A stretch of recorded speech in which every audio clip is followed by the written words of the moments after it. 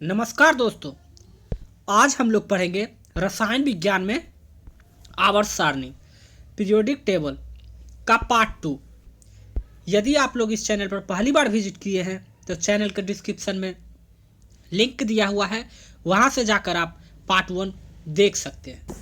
चलिए हम लोग वीडियो को शुरू करते हैं। निम्नलिखित में से कौन एक धातु के संबंध में सत्य है? यह इलेक्ट्रॉन प्रवृत्ति रखता है, त्यागने की प्रवृत्ति रखता है, यह धनात्मक होती है, इसके बाह्यतम कोश में 1, 2, 3 इलेक्ट्रॉन होते हैं। इसका सही आंसर होगा डी। अब देखते हैं ये आया कैसे। किसी भी चीज को डिटेल्स में पढ़ने से वो चीजें हमेशा के लिए आपको याद हो जाएगी। चलिए हम लोग देखते हैं। जैसे है सोडियम, इसका इलेक्ट्रॉनिक विन्यास होता है 281। मैग्नीशियम की बात की जाए तो इसका होता है 282 और एल्युमिनियम की बात की जाए 283। बाह्यतम कक्षा में इलेक्ट्रॉन की संख्या 1, 2, 3 है। ठीक है, इलेक्ट्रॉन की संख्या 8 होने की जरूरत होती है। अब इसको कोई 7 इलेक्ट्रॉन नहीं दे देगा, इसलिए ये क्या करेगा, इलेक्ट्रॉन को एक इलेक्ट्रॉन को आसानी से क्या करेगा, त्याग देगा। और इसके पास भी कितना है, बाह्यतम कक्षा में 2 इलेक्ट्रॉन है, तो ये भी क्या करेगा, इलेक्ट्रॉन को त्याग देगा। और इसके पास भी है 3 इलेक्ट्रॉन बाह्यतम कक्षा में, तो ये भी क्या करेगा, इलेक्ट्रॉन को त्याग देगा। और इलेक्ट्रॉन की त्यागने की प्रवृत्ति को धनात्मक कहते हैं, और जबकि इलेक्ट्रॉन को ग्रहण करने को ऋणायन कहते हैं। ठीक है, तो देखिए अब सवाल क्या पूछा था, कौन इसमें से सत्य है? तो इलेक्ट्रॉन की प्रवृत्ति रखती है, बिल्कुल रखती है। त्यागने की प्रवृत्ति रखती है, धनात्मक होती है, ये भी सही है। इलेक्ट्रॉन के बाह्यतम कक्षा में 1, 2, 3 इलेक्ट्रॉन भी होते हैं। तो इस तरह से इसका आंसर हो गया डी, इनमें से सभी।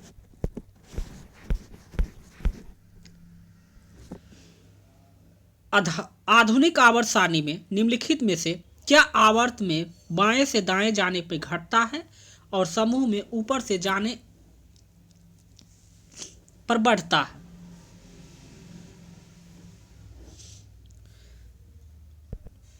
इसका सही आंसर होगा डी, इनमें से सभी। धात्विक लक्षण, परमाणु आकार और परमाणु त्रिज्या आवर्त में बाएं से दाएं जाने पर घटता है। पीरियोडिक टेबल में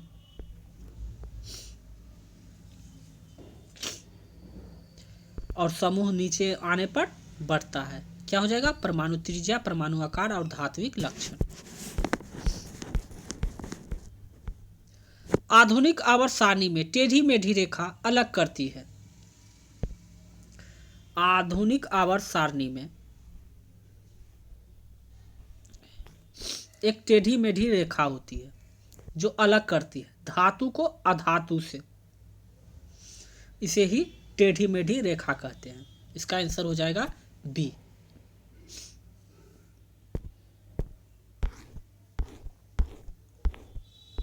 आधुनिक आवर्त सारणी में कितने उपधातु होते हैं? जो टेढ़ी मेढ़ी रेखा होती है, जो धातु और अधातु को अलग करती है, उसे उपधातु कहते हैं। कितने उपधातु होते हैं? तो उपधातु होते हैं, जैसे उपधातु होते हैं argon, silicon, germanium, arsenic, antimony, polonium. Arsenic की संख्या होती है 7।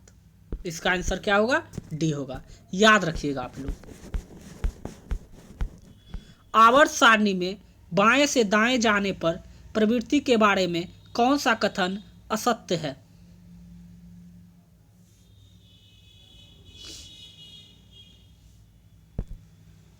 तत्वों को धात्विक प्रकृति घटती है, बिल्कुल घटेगी। स्टार्ट में ही हम लोग पढ़े थे।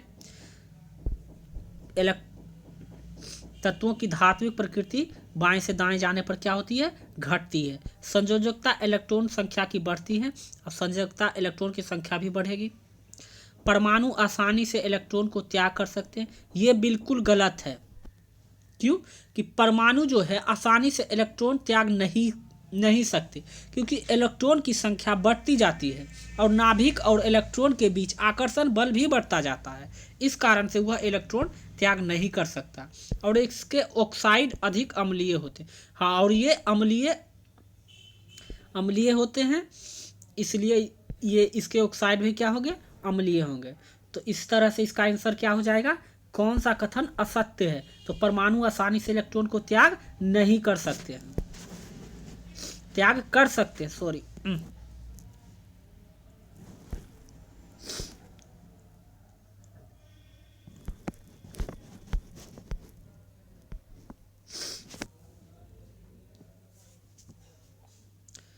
तत्व है XCl2 सूत्र वाला एक क्लोराइड बनाता है जो एक ठोस और जिसका गलनांक अधिक है।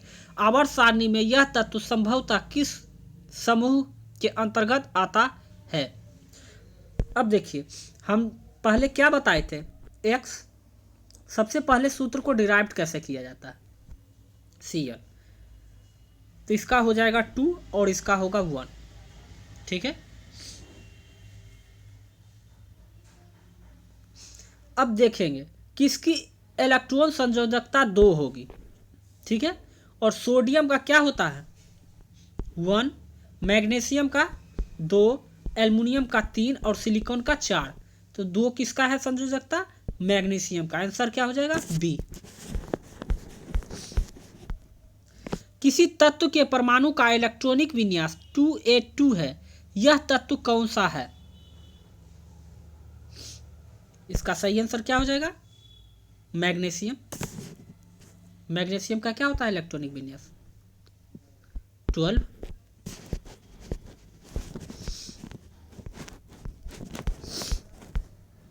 आधुनिक आवर्त सारणी में कुल धातु, उपधातु और अधातु की संख्या क्रमशः कितनी है? इसका सही आंसर हो जाएगा सी। धातु की संख्या 91 होती है, जबकि उपधातु 7 होती है, हम लोग अभी पढ़े हैं, और अधातु की संख्या 20 होती है। आधुनिक आवर्त सारणी को कुल कितने ब्लॉक में बांटा गया है? इसका सही आंसर क्या होगा, सी 4।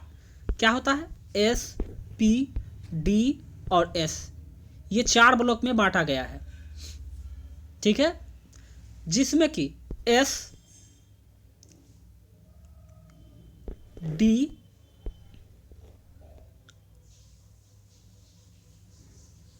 सॉरी एफ होता है, और एफ, ये 3 ब्लॉक जो है इसमें जो सिर्फ धातु होते हैं, जबकि पी ब्लॉक में धातु, अधातु, उपधातु तीनों मौजूद होते हैं। याद रखिएगा आप लोग इस बात को। आवर्त सारणी के एस ब्लॉक में कितने तत्व उपस्थित हैं? इसका सही आंसर हो जाएगा डी 13। आवर्त सारणी में कुल गैस तत्व कितने हैं?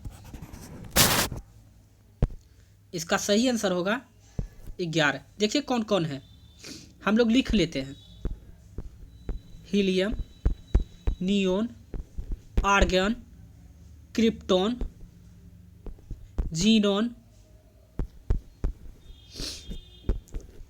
6 इधर हो गए, और 5 देखिए, हाइड्रोजन, नाइट्रोजन, ऑक्सीजन, क्लोरीन और फ्लोरीन। इस तरह से 5 इधर, 6 इधर, इस तरह से कितने हो गए, 11 हो गए। ये है गैस तत्व।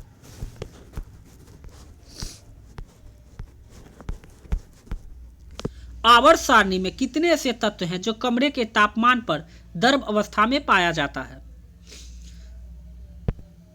इसका सही आंसर होगा 2। कौन कौन होते हैं, ब्रोमीन और मरकरी। ये 2 ऐसे तत्व हैं जो कमरे के टेम्परेचर पर द्रव अवस्था में पाए जाते हैं। समूह 18 के तत्वों को क्या कहते हैं? इसका सही आंसर होगा बी, अक्रिय या उत्कृष्ट गैस, या नोबेल गैस भी इसको कहते हैं। जिसकी समूह में 8 तत्व होते हैं उसे उत्कृष्ट गैस या नोबेल गैस भी कहते हैं। इसका आंसर चेंज कर लीजिएगा, इसका आंसर क्या होगा? बी होगा, अक्रिय या उत्कृष्ट या नोबेल गैस। निम्नलिखित में से कौन सा एक शून्य समूह का तत्व है? आंसर होगा ए, हीलियम। यही देखिए, जो 18 समूह तत्व वाला जो होगा वो उसी का समूह क्या होगा? 0 होगा।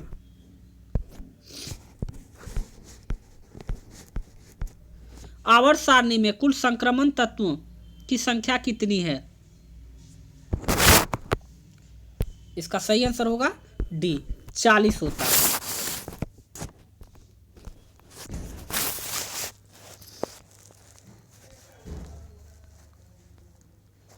आवर्त सारणी में कुल आंतरिक संक्रमण तत्वों की संख्या कितनी है? इसका सही आंसर होगा डी, 28। ये 28 में 14 जो होता है लेंथेनाइट होता है और 14 एक्टेनाइट होता है। परमाणु संख्या 58 से 71 तक के तत्व को क्या कहते हैं? इसको कहते हैं हम लोग लेंथेनाइट कहते हैं। और ये 58 से 71 तक होता है। लेंथेनाइट तत्व किस आवर्त में आते हैं? ये 6ठे तत्व में आते हैं। एस और पी ब्लॉक के संयुक्त रूप को क्या कहते हैं? एस और पी के संयुक्त रूप को क्या कहते हैं? ठीक है, निरूपक तत्व बिल्कुल सही है, मुख्य वर्ग तत्व ये भी सही है, प्रतिनिधि तत्व ये भी सही है, इनमें से सभी हो जाएगा। आवर्त सारणी की 16 वर्ग तत्वों में तत्व को क्या कहा जाता है? इसको कहा जाता है चाल्कोजेन।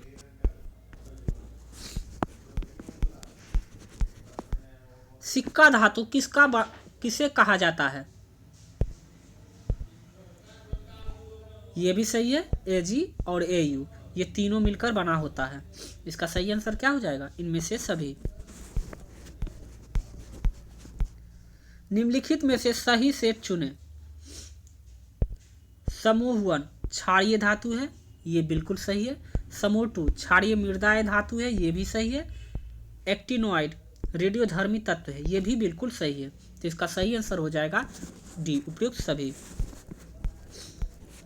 वीडियो को कमेंट और लाइक करते रहिए कि आपको यह वीडियो कैसा लगा, और इसका पीडीएफ प्राप्त करने के लिए चैनल के डिस्क्रिप्शन में टेलीग्राम का लिंक दिया है, वहां से जाकर आप प्राप्त कर सकते हैं। आवर्त सारणी में कमरे से थोड़ा अधिक तापमान पर द्रव अवस्था में पाए जाने वाले तत्वों की संख्या कितनी है? पहले क्या पूछा था? कमरे के तापमान पर, ठीक है, कितने तत्व हैं जो द्रव अवस्था में रहते हैं। अब पूछा है कमरे के तापमान से थोड़ा अधिक, तो इसकी संख्या हो जाएगी सी, 6 हो जाती है।